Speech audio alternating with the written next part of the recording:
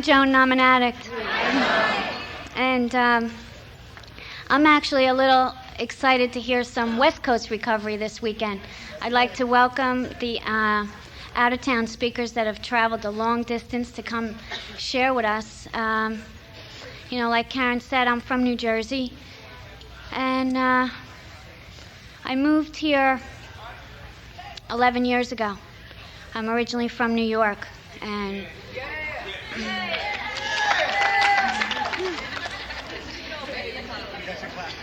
born and raised in New York.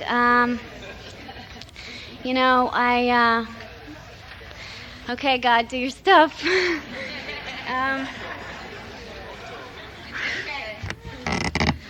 Okay. I come from a relatively good family. I'll tell you a little bit about myself. I'm the youngest of 4 children. And I started using at a very young age. My childhood looked real good on the outside. Everything was in its place. The right mother, the right father, the right house, in the right neighborhood, with the right dog, with the right pool, with the right cars. But inside the walls of that home was a little prison that I was in. And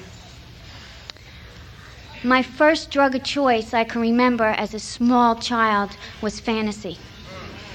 And I used to be able to go places that would be comfortable. And I could imagine being somebody that I could be comfortable with. And I was in a lot of pain long before I used. The one feeling that I can identify now that I felt most of the time was loneliness. And I could be in a little room full of a lot of kids and we could be playing, but I would feel lonely. And I would feel different. And I would feel like no one liked me. And the more I felt like people didn't like me, the more I compensated. Oh, do you want my toy? Oh, do you want my doll? Oh, are you hungry? I'll go make you a sandwich, and I'd go in my mother's refrigerator. You like my brother's jeans? Take them, I would have done anything, that, was a quality in me as a young child. And what happened as a result of that, by the time I was 12 years old, a little girl from the Bronx moved into my neighborhood, and she asked me if I ever gotten high, and I said no, and she said, do you want to try? And I said, yeah. And that was it. And I was 12 years old. I was a baby, okay? I look at girls now, and they're 15 or 12, and they're wearing makeup, and they look good, and they have themselves together. When I was 12, I was in a tree. I was a baby, okay? And I started to use. And, I remember as I got a little older, it progressively got worse. I never crossed that invisible line that people talk about. It was always bad. There was never a good part and it got bad. It was bad. I'd pull it together for a little while. It'd get bad again. I'd pull it together for a little while. There was never a bottom. There was a series of bottoms. Some were worse than others. But they were all equally painful. And then what happened was the circle, that vicious cycle of moving the pain, okay? And finding out what worked. What worked to move the pain enough to allow me to live in my skin, okay? And, by the time I was 14 years old, it had gotten pretty bad, and I was still a baby. I was still very young and very fragile.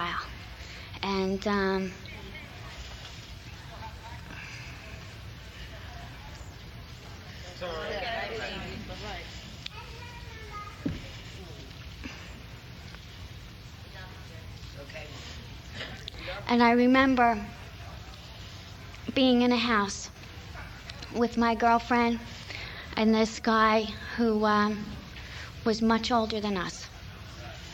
And he was someone who had previously worked with my father. So I felt really pretty safe. And my girlfriend had left. She had to leave. And I was there. And what had happened was my first sexual experience. And that was rape at 14. And I remember at that point sitting in this bathroom, wrapped in a sheet, with the door locked, crying and bleeding and saying, well, how do I get out of here? After that, something had happened to me, and I became very cold and very calloused. And progressively, it got worse. By the time I was 18, I was in a relationship that I considered my first relationship, my high school sweetheart, call it whatever you want. I still thought in my mind that I was a virgin, that I was a good girl. I was raised Catholic. I believed in a punishing God, and I thought God was always getting me because I had these secrets, because I never told anybody. It took me years in recovery just to remember that experience. That's how far pushed away it was. By the time I was 18, I had gotten married. And it started off to be a really nice relationship that turned into be like a nightmare. The drugs took over. At that point, I became just a prisoner. I was a prisoner of the disease, and I did, and I acted, and I went what the drugs told me to do. I was lonely. I was in pain. I couldn't stand living in my own skin. I couldn't imagine anyone even liking me as a human being, being that I was so cold and calculated. I had little to no feelings. If someone was hurt on the street, I could walk over them. I would never feel, I never felt that. I never went to a funeral. I never paid respects. I never went to family functions. I never kissed anybody. I never hugged anybody. I never touched hands with anybody. I never held hands. I was an ice cube by the time I was 18 years old. The way I felt was that if I didn't feel, then I wouldn't hurt. And everything I did, every action, every place I went, everything I did had a motive. There was always something attached to. Well, I'll do this because. What's in it for me? I was introduced to the program.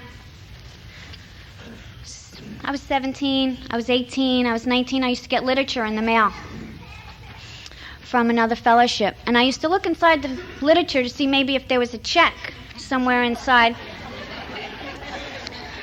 Being that, my father's guilt would always come out in the form of things. So I was accustomed to the things, and I used that, to the best to my advantages, and I would look in the literature. Is there a check? No. Toss. Is there money? No. Toss. But something was in my mind, and when that relationship fell apart, I went to Florida for a couple days, and I came back 3 years later. That was just one of my little runs. And One thing I had was balls that I don't have now. You know, I'm afraid to go into the supermarket. I can't decide whether I want Italian frying peppers or a whole bell. But I would travel to the ends of the earth for a bag, you know. When I came back from Florida, you know, I was beat. I was 21 years old. And, you know, funny thing, you know, I used to see people who would come into the program young, and I would think to myself, well, how bad could it have been? You know? And, you know, I was terrible when I was young. Just horrendous things that I did.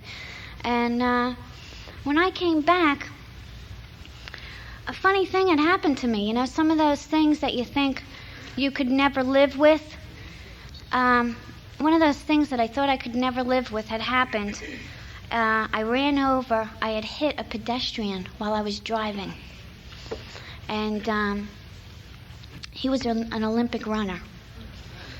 And I had smashed both of his legs, and he could never run again. And every time I would try to get myself together, because I would have those periods that I would try to abstain, you know. I would get myself, you know, quote unquote, I'm going to pull my shit together again. I would stay clean for a little while, be real good, get everything like as good as I could be, and then bottom out. And then I'd pull it together again, and I'd bottom out. And this one particular time, after I had hit this pedestrian, I had decided that I was going to get it together. And I had to go to court. And I had to keep going to Florida to go to court. And every time I would see this man, I would get loaded. And I mean loaded. It was such a horrible feeling to know that I didn't see him, that I was driving, that I nearly killed him. And every time I would think to myself, can't, you know, anyone that would happen to, they would stop using. Why don't you stop using? And I couldn't stop. I couldn't stop, and it continually got worse. I came back from Florida. I was out of my mind. I wound up in another treatment. I was shooting dope while I was in treatment. I was giving false urines. And I was going into the group and into the meetings, and NA came in, and I was saying, let it go. Keep coming back. It works. You know? Would anyone like to share? Yeah, I'd like to share, you know. I really, truly thought like I was clean. For real, thought I was clean. I came out of that rehab, and I went into a halfway house. It was a halfway house for women. And they said, you know, this is your job, and this is your job, and this is your job, and Joni, this is your job. I said, I don't have jobs. No, everybody can have a job, but I don't do jobs.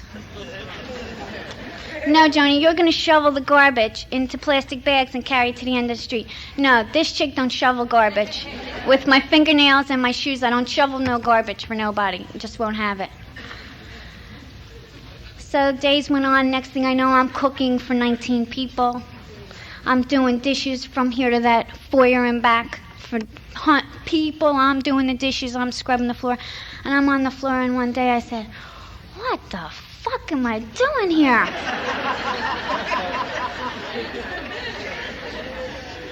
I gotta get out of here. I don't clean nobody's floor like this on my hands and knees. For nothing? I'll clean your floor if there was something in it for me. I'd do anything for you if there was something in it for me. And when I was using, I mean anything for you if there was something in it for me. But I didn't see nothing in it for me. So I went upstairs, and when I went to treatment with luggage. You know, my curling iron, my blow dryer, my nail polish, my nail drying machine, my this and my that. My works and my bag and my stuff. Because I'm getting better. And I had one person call me, and that was the owner of the dry cleaners that I used, and he said, thank God, because I can't take your clothes no more. Because I'd have stains and shit all over. I'd say, make it right,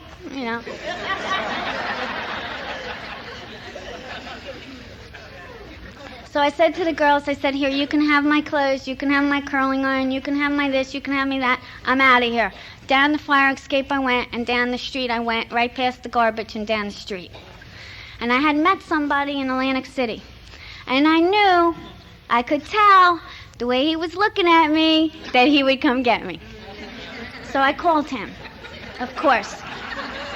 And I said, will you come get me? I have nowhere to go. And he said, I'm on my way. So in the car I went, and down to Atlantic City I went. I knew nobody in Atlantic City. I had never been there before. I had hardly known this person, but I'm moving in with you. Oh, you have a house and a car? I'm moving in. I'll take that from you. I'll have all that. So I moved in, and I was in Atlantic City for about 4 months. And now I proceeded to drive. And I thought, somewhere in the back of my sick, demented head, wow, if I'm 2.5 hours or 3 hours out of Manhattan, that means I won't cop. That means I'll get clean. That means I'm going to get my shit together. Wrong. Now I proceeded to drive. 2.5 hours there, 2.5 hours back. 2.5 hours there, 2.5 hours back. 2.5. That was what I did all day long. I would just drive there and back. Drive there and back. For 4 months. For 4 months. What happened was, I woke up. No, I didn't wake up. I was up. I came a little to, and I was in one of the casinos in Atlantic City. And I was 78 pounds. And I was black and blue all over, anemic. I couldn't get high. I couldn't get clean. I couldn't stop crawling around the floor. I was crawling on the floor for so long that I had rug burns on my arms and my legs. And I was calling my father, and I was asking him to please come get me. And when he asked me where I was, I didn't know where I was. And I said, you have to find me, because I'm going to die. And I remember people getting on the phone as I was coming in and out of it, saying, but where are you? Just give us a hint. Just give us a street. Just give us something. And I said, I don't know where I am, but please just come get me, because I'm going to die. And I started praying. I was sitting in the bathtub with the water as hot as I could take it, because my body was just chilling. And I was shaking and sweating. And I was so sick. And I was saying to myself, God, please, I don't know what to do. And I started calling room service for them to bring me some scotch or something to take the edge off. But nothing was working. And I called my friend from Atlantic City that I had met, and I said, you have to find me. I don't know where I am. I know I'm in a hotel. And he came and found me. And I said, I gotta stop. I can't go on like this. I gotta stop. This is the last day. I said, do you have like a Valium or something? Because I can't stop shaking. He said, I thought you said you're gonna stop. I said, yeah, I'm gonna stop. But I need a little something. And he took me to my apartment. And I had called my father, who had at that point been in recovery himself. And, like I said, my childhood was horrendous, and you can imagine. And he said, you know what? There's absolutely nothing we can do for you. You know, we're tired of it. Nobody wants you. Nobody likes you. We're doing nothing for you. We're tired of it. We are so sick of you saying you're sorry, you're never going to do it again, you're going to change, you're going to clean up. We're tired of it. Do whatever you need to do, but leave me alone, leave your mother alone, leave your brother, leave us all alone. We don't want no parts of you. So I laid there, and I was too numb to cry. I don't know if I was crying or what was happening, but I had made a phone call. And the lady on the other end, she said to me, she said, you know, that's so amazing that today you called, because today is my anniversary, and you're the best anniversary present I've gotten all day. And it didn't make sense to me at that time, at that point. And she said, you know, I can't bring you to a meeting, but if you can, there's a meeting at the Atlantic City Detox. Get there. So I went to that meeting, and there was this big giant man. He was bald like Kojak, and he was built, he was big, and he had a deep voice, and he had been running the streets for 30 years.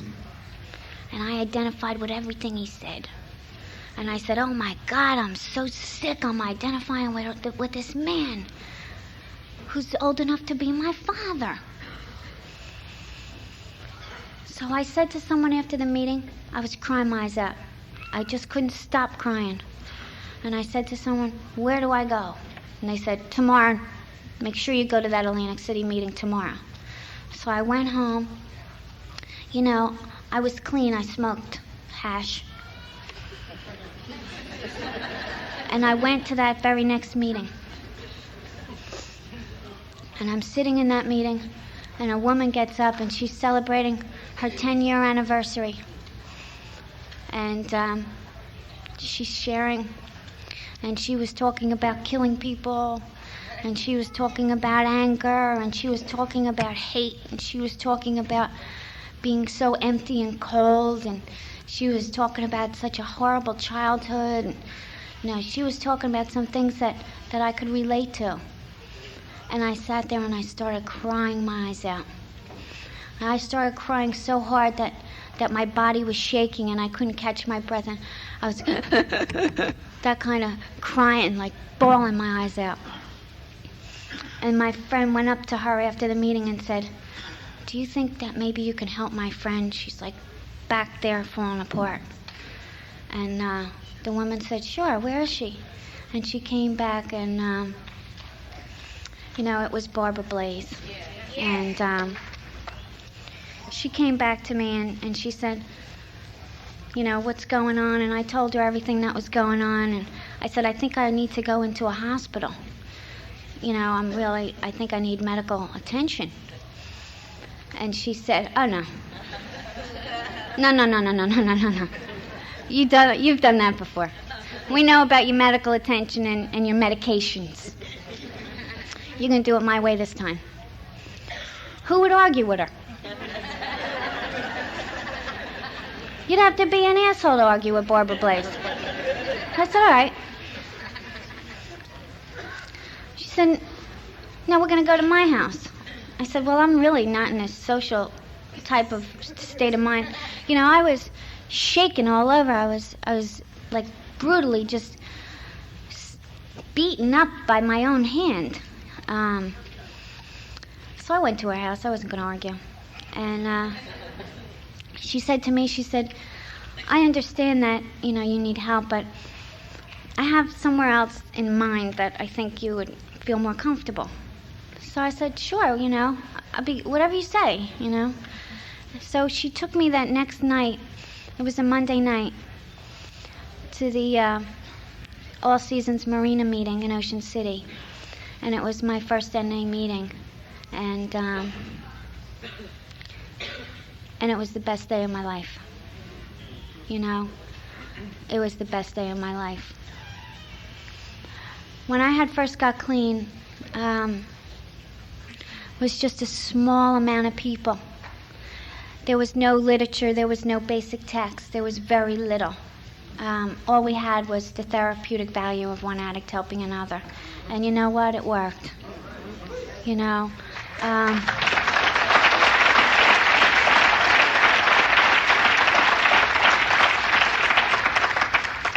There wasn't much talked about steps and stuff like that, but what we did was we became like brothers and sisters, and we were like blood. We were inseparable. We went everywhere together, and we did everything together. Wherever one went, whoever, the 3 of us or 4 of us, whatever, we were together. Didn't matter what. Didn't matter who was in our paths, family members, husbands, wives, boyfriends, we're together. And, we were like the inseparable motley crew, but it was great. We ate together, we went to the diner together, we went to meetings together. These crazy people, they took me when I was 2 months clean and still 78 pounds and shaking and still like puking on a daily basis. They took me to a regional service meeting. They were like speaking a foreign language. And Miss Know-It-All was like ready to raise my hand and put some input in. But it was, it was amazing that the love Barbara had shown me and the, just the ability to be there for somebody else was incredible. It was staggering to me because I didn't come from that. I didn't know about that. Like I said, when I was growing up, we didn't hug or kiss. We didn't touch. We looked good. Oh, you don't feel good? Here's a new dress. Oh, that's a really terrible thing that happened? Well, you'll feel better once you have a new coat. That's how I identified feelings with stuff. How to feel better, stuff, things. And, lo and behold, I've brought that into recovery with me. Make no mistakes about it. My husband works 3 jobs. No, I'm only kidding. Anyway, once I got clean, I started to realize that there was another life and a new life. But I needed to learn some of the skills that you guys had. And I stayed willing and I stayed teachable, and that's what it's about. It's about listening and showing up. It's about applying what you know. We could all talk real good and cool and sound real good and quote out of the basic text and, put on a big act, But how you living, is the question. And, I remember being clean for a while, and I was, back in that same place of not being comfortable in my own skin. And when I would think of me, I would get a bad taste in my mouth. And I had been clean for a while. I thought about maybe killing myself because I wasn't real hip on the idea of using again, because I knew it would be like a slow hell. But I thought if I could just check out, real sweet and quick, that I would, not have to live on this earth and life sucked. Anything that I thought while, when I was younger about life was with me in recovery. I thought life owed me. I thought life stunk. I thought, what's in it for me? I thought I wasn't happy. Nothing was enough. Nothing made me happy. I hated the meetings. I hated the addicts. I hate, anything to hate. I was just in a funk really bad. And I wanted to die. I truly wanted to die. And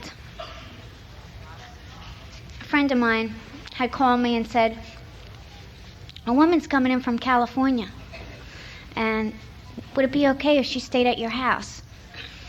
And I said, sure, I'd be glad to have her. And she came to my house and she started talking about the steps.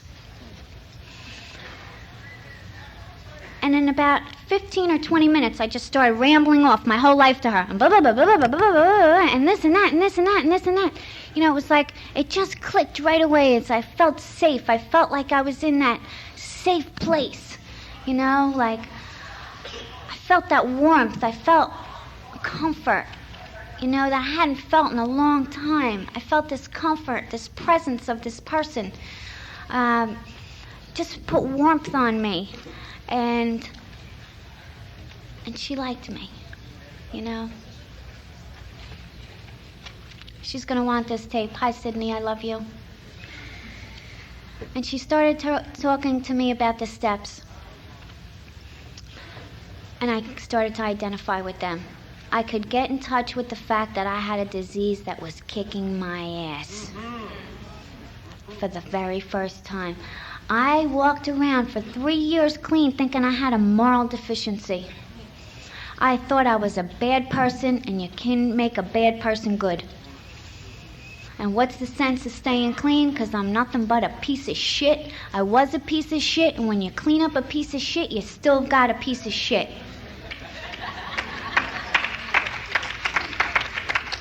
And I was tired of it. I looked in the mirror and I hated what I saw. I hated the way I treated people. I hated the way relationships were in my life. My friends were surface friends, not real deep, close friendships. My relationships weren't real close relationships, and I've been with the same man for 10 years. And we were strangers. He didn't know me. He knew the person I wanted him to know, but he didn't know me. No one knew me. I didn't know me. I started working very hard on an inventory. And I worked hard. And we didn't have the inventory guide at that time, but I could tell you, word for word, in that guide, I wrote everything that was in that guide. And I'll tell you, the more you put into it, the more you'll get out of it. And if you want to take a shortcut, you're cheating only yourself. And I wrote until my hands hurt. And it was the turning point in my recovery. Because I started to see who I was. But most of all, I started to see how the disease made me tick. See, Joni didn't make Joni tick. This disease of addiction made me tick. And I ran on fear. And I ran on ego. And I ran on anger. And I ran on resentment. And my whole makeup, whatever you saw, was a character defect. And when I started working on my 6th and 7th step, it was like that show on TV. Will the real Joni please stand up? And boom, there I was. There I was. And I had gotten to a point when I started working on the defects, thinking to myself, well, there is a couple that I like. They work, you know? But I had to continually pray to this loving God and be entirely ready. And it did never say, became entirely ready to have Joni remove Joni's defects. It said, became entirely ready to have God remove them. And I trusted and believed in this loving God who had given me a moment of sanity to think that I could stay clean for one day. That I trusted that that same loving God would help me be the person I wanted to be. And I've never been let down yet. I truly believe it's the staying power in Narcotics Anonymous.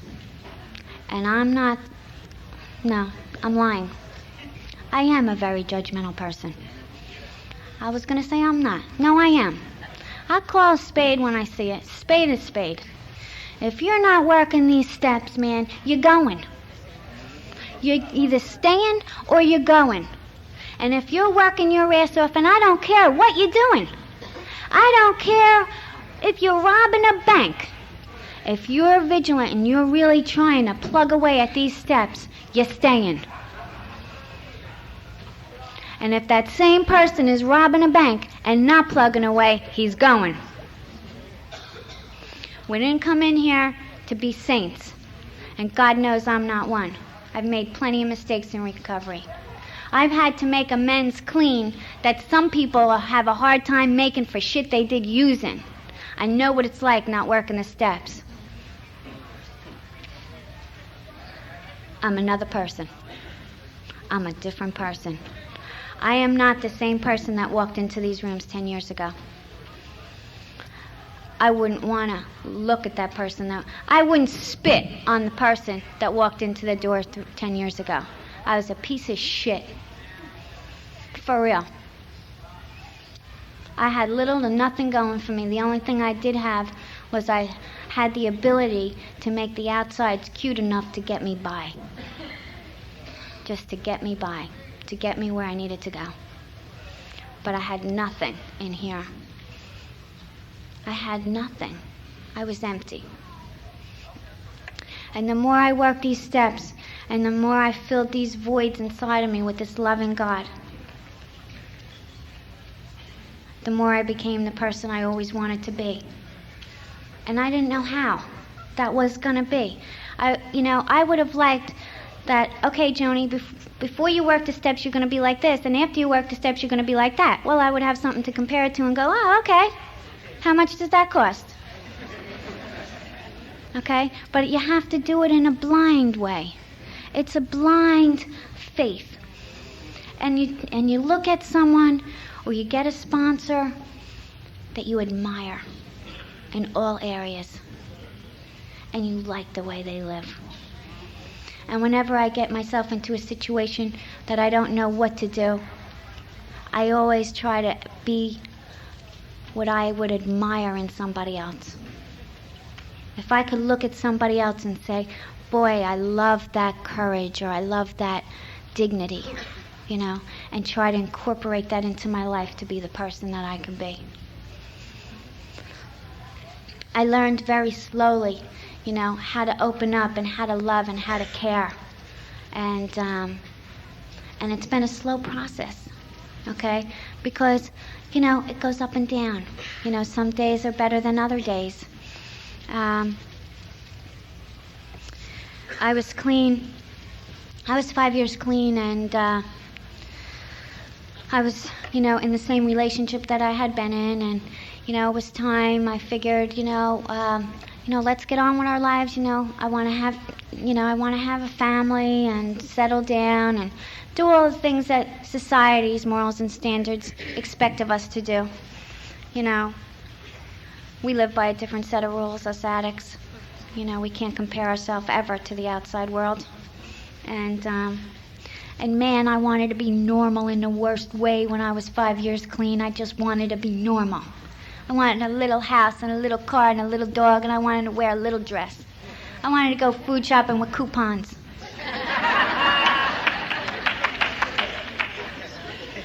I just wanted to be normal.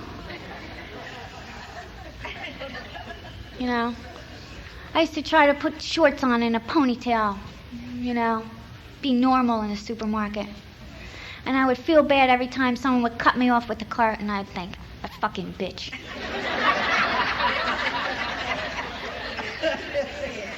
I just wanted to be normal. And my sponsor would say, you're trying to be normal again. You're not normal. We have our own little subculture. What? It took me a long time to get with that, And I realized at that point I was going to have a hard time having children. But I didn't stop, because God had given me some courage to go on. And, I went through some different testing, and I went through a bunch of other things, and little by little, different doctors, different techniques, and last year at this convention, I had went to the convention to hear the banquet speaker, and a friend of mine, and I knew that I couldn't go for the whole weekend, so a friend of mine had taken me to the banquet, and I had gone through a procedure, and at that time, at the banquet last year at this convention, I was pregnant. And I was sitting there, and just about the banquet speaker was supposed to go on, and my husband was out of town, and I leaned over to this girl that I was with, and I said, I'm having really bad cramps. And she said, well, we better leave. And I said, no, I think I'll just stay for a little while. And next thing I know, a couple of my other girlfriends came over, and they said, Joni, you're turning white in the face. I said, I'm having a bad stomach ache. They said, I think you better leave. So I started getting myself so scared and nervous that I started getting sick. And I said, okay, we're going to leave. And I got in the car, and I was trying to be real calm. And I was really getting with God, and I was saying, God, I know what's happening. But I know that your divine love, we're going to get through this. And I stayed really calm. And I said to the girl that I was with, you better pull over because I'm going to have to sit in the bathroom for a while. And I went into the bathroom, and I sat there, and I was in there for about an hour. And I just kept praying. And people kept coming into this diner bathroom and saying, are you okay? Are you okay? And the girl said, you all right? And I said, I don't know. I made it home that night, and I could hardly sleep. I prayed all night, and I kept saying, I know you're with me, God. And I know we're going to be okay. And I was sick for the next couple days, and a few days later, I was on medication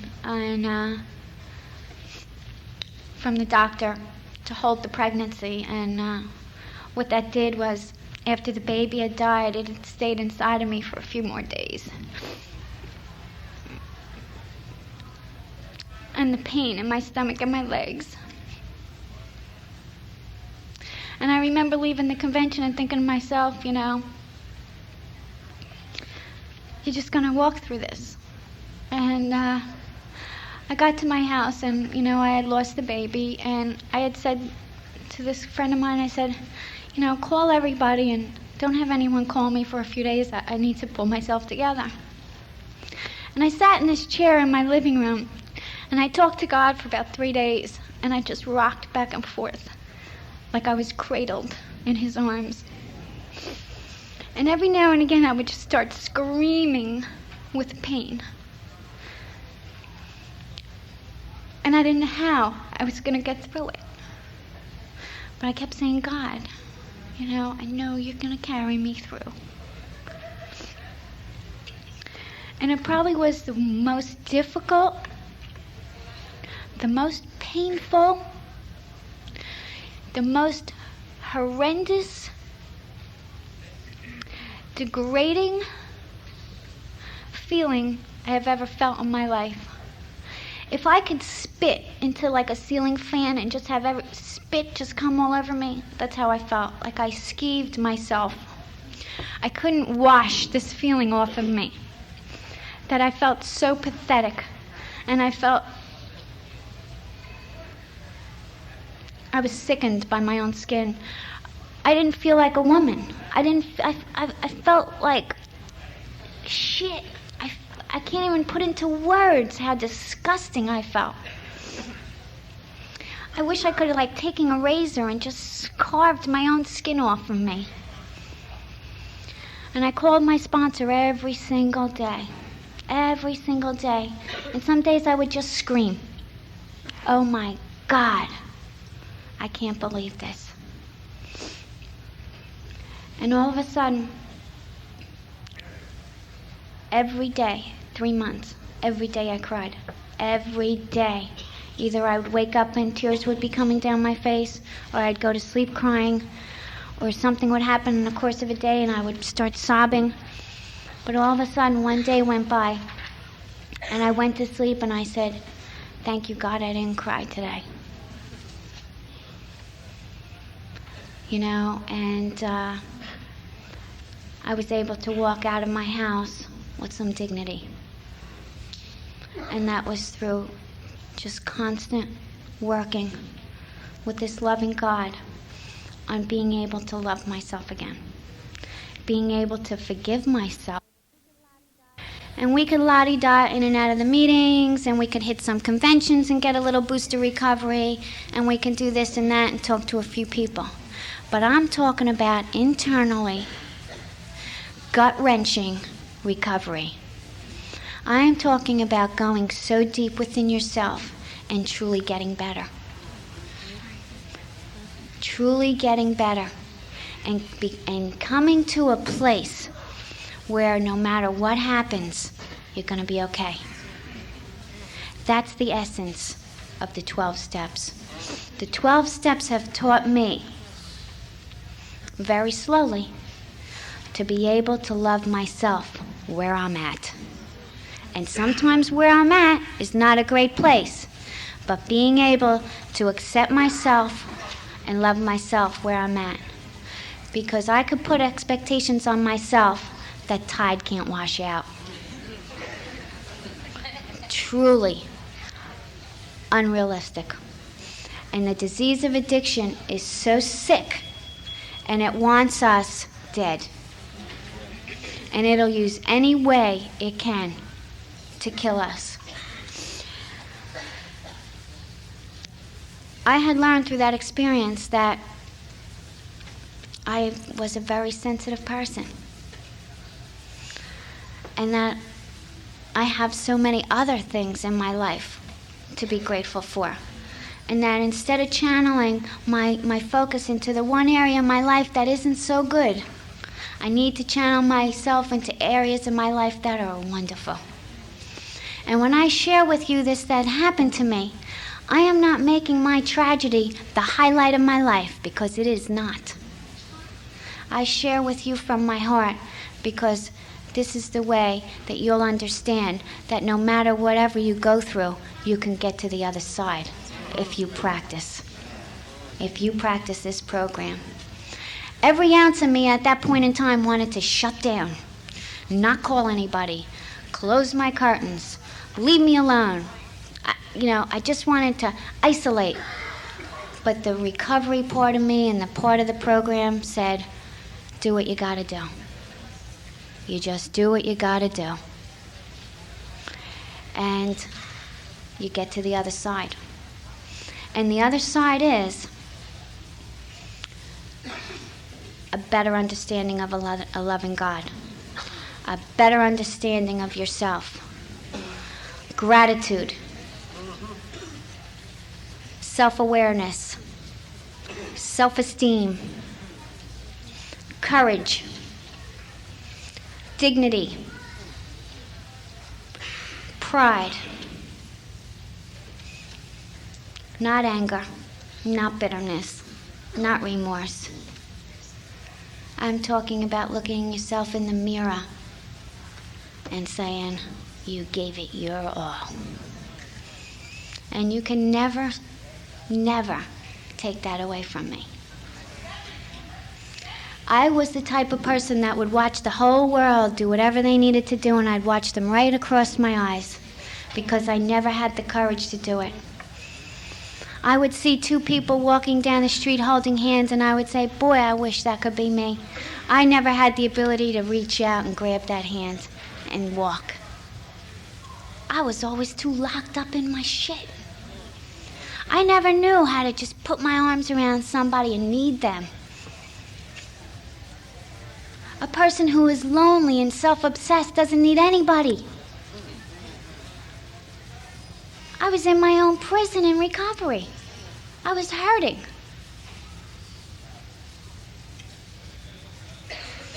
And when I came to those points in time, the people that knew me, they were there. Because they knew me. And they knew whatever I couldn't do, they would do. If I went 5%, they did 95%.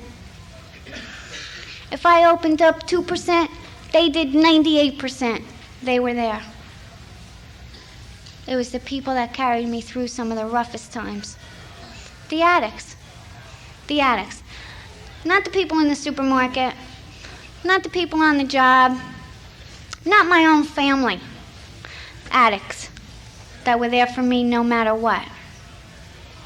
No matter what. And these people loved me with no strings attached. All I had to do was be me. With all my bullshit, just be me. You know, one thing that I like to say is that the most incredible thing had happened to me today. I was nervous to share with you. And I was laying on the beach because I like to go to the beach to get with God. And the beach is my spot. And I was laying on the beach and I could hear the water and there was birds, you know, and I closed my eyes and I said, you know, God, I know, first of all, that you would always speak through me, and if I help one person, that's all I want to do. It's just help one person. I just want to thank you, God, for the ability, you know, to be clean today. And it's that simple. I can't believe that I'm clean. Okay? You know, any addict that's in this room and you're clean today, my God, it's a miracle. You know, and so many days go past, you know, I take it for granted, but it's just, you know, recovery to me, to sum it up in one word, awesome. Can't believe it. It's awesome. It's amazing to me. It blows my mind. When I see somebody that I see when they first come in, and then I see them a little while later, blows my mind. I can't believe it. I just can't believe it. It's very hard for you to see it in yourself, but man, you could always see it in other people. I'm going to tell you a little bit about the women in my life, okay? Before I close, I'm going to say this, that I got a sponsorship chain that kicks ass, okay? And it is amazing to me, the network of people, how they just interact with each other and help each other. And I've become this family. And you meet people, different states, different towns, all over. Oh yeah, so-and-so, this and that, and so-and-so. And it's like all of us. And it is just so amazing to me, you know. I was always the type of person that I never liked women, you know. I was the type of woman that would say, yeah, cut your hair real short here and cut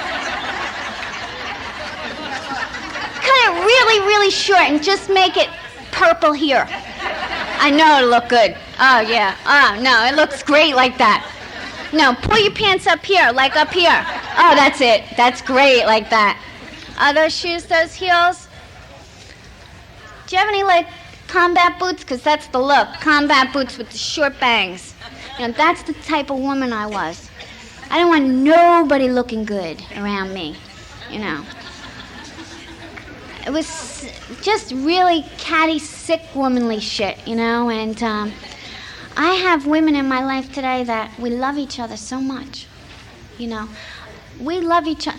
I have love for these women like I never loved a man. And they're the women have saved my life. I am a firm believer, men with the men, women with the women.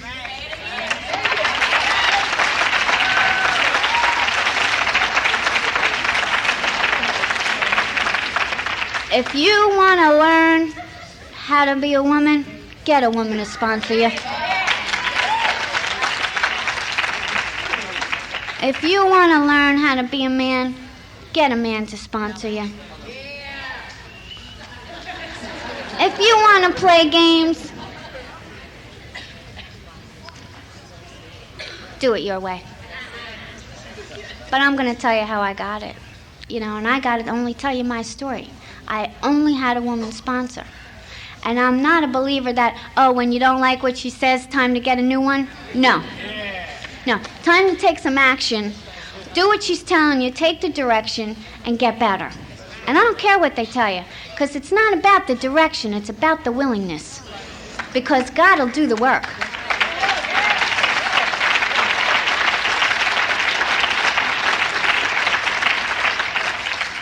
God speaks through us. And when we need to hear what we need to hear, God provides it. You know, I don't believe that anyone is a guru or writes the book of Narcotics Anonymous. I believe we're addicts and we help each other through our experience. And if I don't know what to tell you, I'm going to find out what to tell you. And I'll keep calling to find out what to tell you, because my ego won't get in the way of it. And if I don't know what to tell you, I'll tell you I don't know what to tell you. And if I have no experience with it, I'll tell you that too. I'm not going to make up some story. Well, you know, I was thinking, and maybe you should try. No, I don't play games with people's lives. It's just not my nature. I'm not about it. I've seen a lot of people get hurt behind that. You know, our opinions.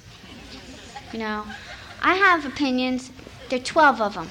1 through 12, that's the opinions. Anything else we talk about is a friendship. Period. But if you really, truly want some answers, then I suggest you do some writing. And you'll find your answers out yourself. All your answers are in the steps. There's not one. All the questions that I've had over the years, there's not been one question that has not been answered through the steps. And any question that I have that is not answered, it's because God is whispering in my ear as we're here saying, not yet. There's 3 answers. Yes, no, and not yet. Okay? And when I get them not yets, I don't do. I get cool with it. I work my program and I get cool with it. I don't throw no brat attacks like I used to. I want it now. You know, right now. And whenever I'd be in the way, there would be no room for God. And as soon as I would let it go, 5 seconds later it would work out. 5 seconds later. So you learn. Let it go a little faster. Let it go a little faster. How do you let it go? Like that. There's no law on that. Like that. Let it go.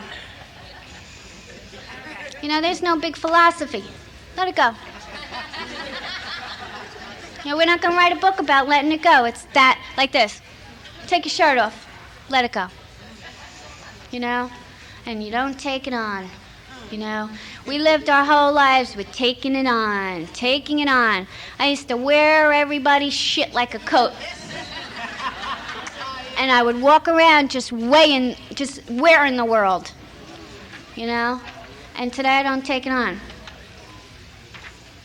You know, I remember my husband said to me one time, he said, "Where were you?" I said, "Well, I was working." "And then where were you?" "Well, I stopped at a meeting." "And then where were you?" I said, "I love you, Dutch." I didn't take it on.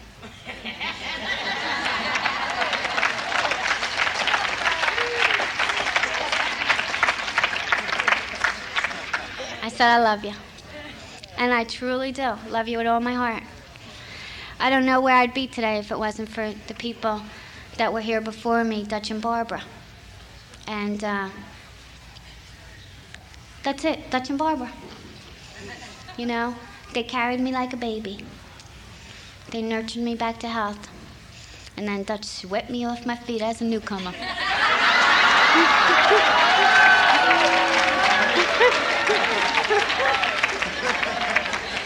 It's payback time. I'm at the podium.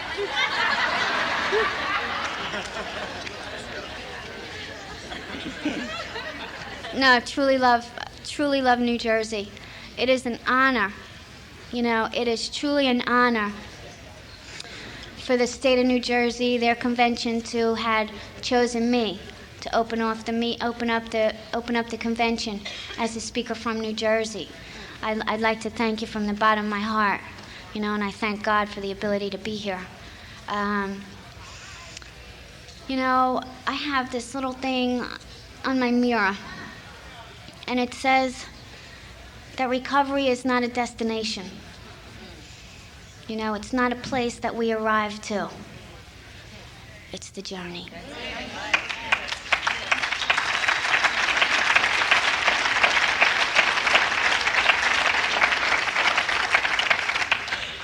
I'm not anywhere where I want to be. And I don't think I'm anywhere that I used to be. But I sure am grateful I am right where I am. And I want to thank you from the bottom of my heart for having me here tonight. And I hope you all like my dress. It took me 10 days to find it.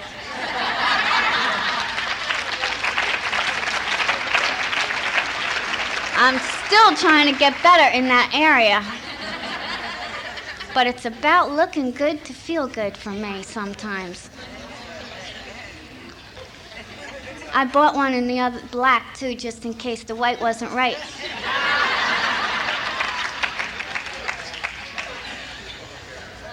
For real. The same exact dress in black. Okay? And I'm an addict. And my name is Joan. Thanks for having me.